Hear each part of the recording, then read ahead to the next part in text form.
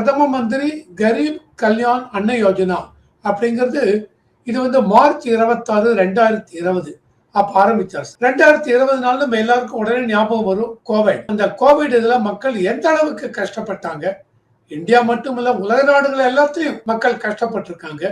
அந்த அளவுக்கு மக்கள் மத்தியில எந்த ஒரு வேலைகளும் எதுவுமே கிடையாது. பெரிய பெரிய தொழிற்சாலைகள் அது இது எல்லாமே முடக்கி வச்சு வாழ்வாதாரமே அடி வாங்கி, வேலை இல்லை, அடுத்த வேலை சாப்பாட்டுக்கு பணம் இல்லை.